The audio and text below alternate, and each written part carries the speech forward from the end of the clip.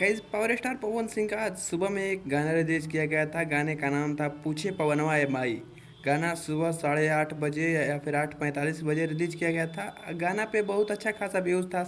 गाना को 7-8 घंटे बाद डिलीट कर दिया गया है। जी हाँ दोस्तों, गाना पे 8 घंटे में करीब 8 लाख 9 लाख के करीब व्यूज था और मिलियन क्रॉस होने ही वाला था, लेकिन पता चलता है कि गाना डिलीट करके री अपलोड किया गया है। आज की इस वीडियो में इसी गाने के बारे में चर्चा करेंगे। आखिर गाना रिलीज करके डिलीट क्यों किया गया है, गाना रिलीज करके डिलीट करने के बाद इस गाने पे काफ़ी ज़्यादा इफेक्ट पड़ा है, गाने के व्यूज पे काफ़ी ज़्यादा इफेक्ट पड़ा है।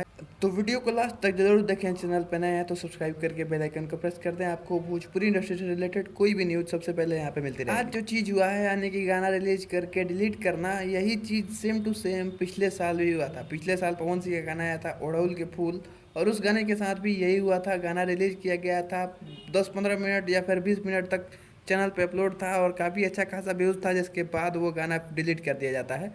इसके मैनेजमेंट से अगर आप पूछेंगे तो मैनेजमेंट यही कहेगी कि गाने में कुछ फॉल्ट था, कुछ दूसरा का कॉपीराइट यूज़ हो गया था, जिसकी वजह से इस गाने को हटाना पड़ा। और आज भी अगर आप पूछेंगे तो आपको जवाब में यही जवाब सुनने को मिलेगा।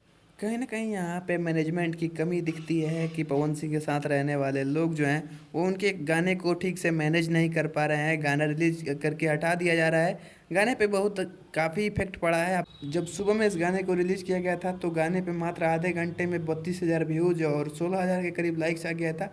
लेकिन अब ये गाना उतना व्यूज क्रॉस करने में कहीं ना कहीं ज़्यादा समय लेगा और अब शायद गाना उस तरीके का परफॉर्म नहीं करेगा। अगर गाने में दम है तो भैया परफॉर्म तो करेगा ही करेगा। वैसे आप इस वीडियो के बारे में क्या सोचते हैं, अपनी राय कमेंट में जरूर बताना। मिलते हैं अगली वीडियो में, तब तक के लिए जय हिंद, वंदे मातरम, हर हर महादेव।